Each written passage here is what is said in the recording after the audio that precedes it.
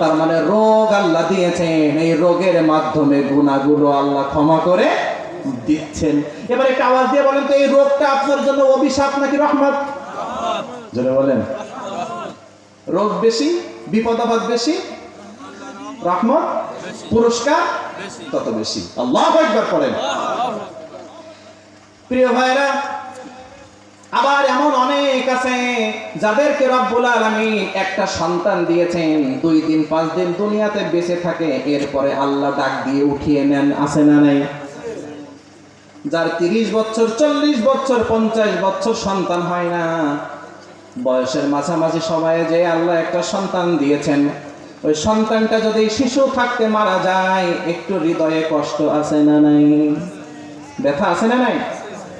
ওই সন্তানটা যখন মারা যায়, তার রূহটা যখন আল্লাহর আদেশে কবজ করা হয়, রূহটা যখন নিয়ে যাওয়া হয়, আল্লাহ সুবহানাহু ওয়া তাআলা ফেরেশতাদেরকে ডেকে বলেন, ও ফেরেশতারা, তোমরা বুঝি আমার বান্দার কলিজার টুকরা ধনটাকে কেড়ে নিয়ে এসেছো?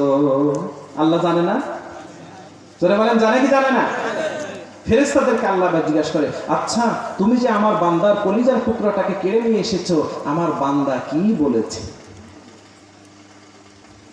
ফেরেশতারা বলে, আল্লাহ হামিদাকা ওয়াস্তারজা, ইন্না লিল্লাহি ওয়া ইন্না ইলাইহি রাজিউন।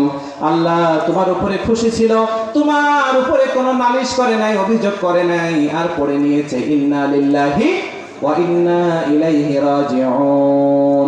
নিশ্চয় আমরা আল্লাহর জন্য আর তারই দিকে আমাদের সকলকে প্রত্যাবর্তন করতে হবে। আল্লাহ ওই বান্দা তোমার প্রশংসা করেছে, তোমাকে গালি গালাজ করে নাই, তোমার উপরে কোনো অভিযোগ করে নাই।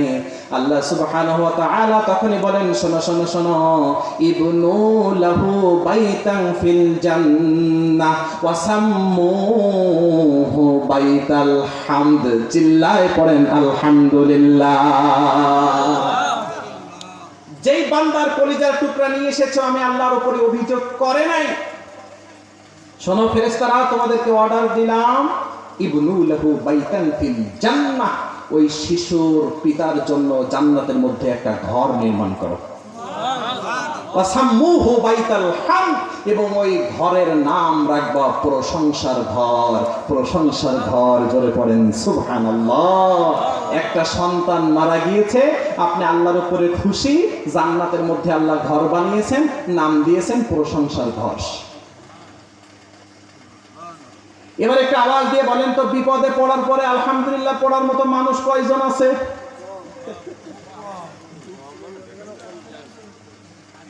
গালাগালি দিতে দিতে দিতে দিতে আর যখন পারে না, তখন কয় না আল্লাহর মাল আল্লাহ নিয়ে গেছে, আছে কোথায়?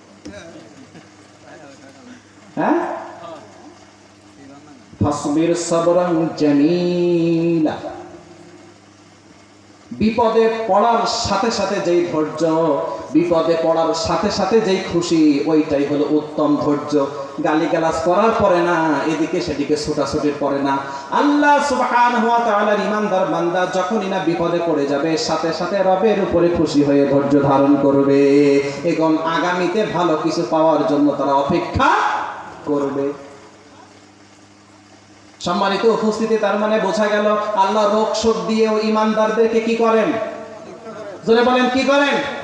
কখনো সন্তান নিয়ে পরীক্ষা করেন, কখনো ভয় দিয়ে পরীক্ষা করেন, ক্ষুধা দিয়ে পরীক্ষা করেন, কখনো চাকরি হারা করে পরীক্ষা করেন, অর্থনৈতিকভাবে ডাউন করে দিয়ে পরীক্ষা করেন, জীবন দিয়ে পরীক্ষা করেন, মামলা দিয়ে পরীক্ষা করেন, এরপরে ব্যবসায় লস দিয়ে পরীক্ষা করেন। পরীক্ষার কোনো শেষ নাই। যত বেশি ঈমানদার তত বেশি, জোরে বলেন, যত বেশি ঈমানদার তত বেশি পরীক্ষা। কার পক্ষ থেকে? নবী ইব্রাহিম আলাইহিস সালাতু ওয়াস সালাম একের পর এক আল্লাহ থেকে পরীক্ষা নিয়েছিলেন, ঠিক না ঠিক?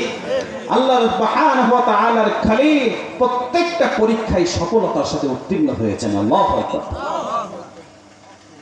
নবীদেরকে এমন পরীক্ষা আল্লাহ রাব্বুল আলামিন নিয়েছেন, দিনের বেলা প্রকাশ্যে বনী ইসরাইলের অনেক নবীদেরকে মানুষের সামনে হত্যা করা হয়েছে। আল্লাহু আকবার পড়েন।